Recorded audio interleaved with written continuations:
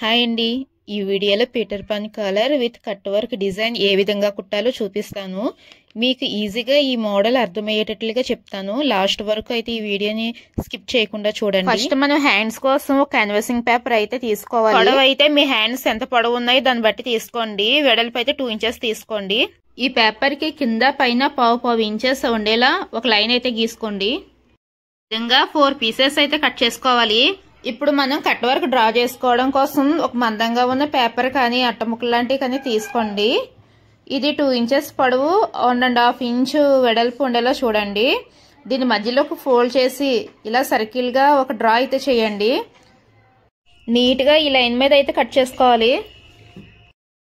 ముందుగా మనం కట్ చేసుకున్న పీస్ని తీసుకొచ్చి ముందు కింద లైన్ కొట్టుకుందాం కదా, ఆ లైన్ మీద పెట్టి ఇలా అయితే డ్రా చేసుకోవాలి. ఈ విధంగా మనం 4 పేపర్స్ అయితే కట్ చేసుకోవాలండి. ఒకటి నడుము కోసం, 2 హ్యాండ్స్ కోసం, ఒకటి బ్యాక్ సైడ్ కోసం.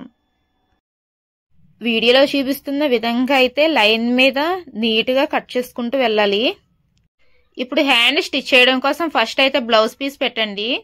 నెక్స్ట్ లైనింగ్, ఆ తర్వాత ముందుగా కట్ చేసుకున్న ఈ బకరం పీస్ అయితే పెట్టి కింద వైపు ఒక 1/4 ఇంచ్ గ్యాప్ ఉంచేలా స్టిచ్ చేయాలి.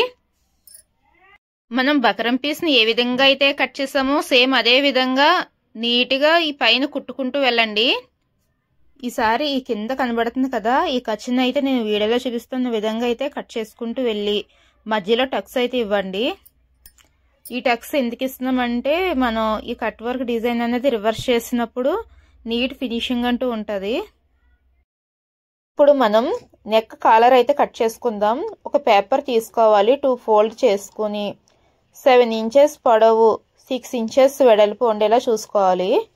నేను కుట్టిన బ్లౌజ్ కి అయితే నెక్ 4.5 ఉందండి. మీ నెక్ ఎంత ఉందో దాన్ని బట్టి అయితే మీరు కొలత తీసుకోండి. మాక్సిమం 4 ఇంచెస్ అయితే ఉంటది బోట్ నెక్ కి, కానీ మేడంకి వచ్చి 4.5 ఉంది, అందుకని 4.5 తీసుకున్నాను. నెక్ కింద భాగంలో 4 ఇంచెస్ తీసుకున్నాను. ఇలా బాక్స్ కింద డ్రా చేసుకుని రౌండ్ అయితే తీసుకోండి. నెక్ కింద 1 ఇంచ్ మార్క్ చేసుకుని వీడియోలో చూపిస్తున్న విధంగా అయితే కాలర్ని అయితే డ్రా చేసుకోండి. దీనికి సపరేట్ కొలతలు అయితే ఉండవండి. ఈ విధంగా కాలర్ షేప్ వచ్చేలా డ్రా చేసుకోవడమే. ఇప్పుడు దీన్ని నీట్ గా కట్ చేసుకోవడమే. చాలా ఈజీ అండి ఇది. ఎలాంటి వారైనా సరే దీన్ని ఈజీగా స్టిచ్ చేయవచ్చు.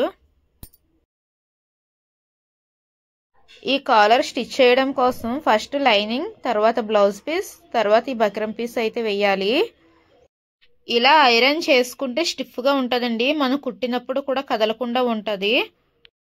కొంచెం గ్యాప్ ఉంచి ఈ ఖర్చు అయితే కట్ చేసుకోండి. కింద వైపే, పైన కట్ చేయొద్దు. ఇంకా రౌండ్ తిరగడం కోసం ఇలా కింద వైపు అయితే టక్స్ ఇవ్వండి.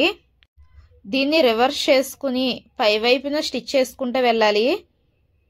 మీకు లోపల నుంచి క్యాన్వాసింగ్ పేపర్ అయితే కనిపిస్తుంది కదా, దాని మెజర్మెంట్ లో స్టిచ్ చేసుకుంటూ వెళ్ళాలి. స్టిచ్ చేసిన తర్వాత ఖర్చు, వేస్ట్ ఖర్చు అయితే ఏది ఉందో అంతా కట్ చేసుకోండి. ఇప్పుడు మనం బ్లౌజ్ పీస్ తీసుకుని నెక్ అయితే ముందుగా మనం స్టిచ్ చేసుకున్న ఈ కాలర్ని అయితే జాయింట్ చేయాలి.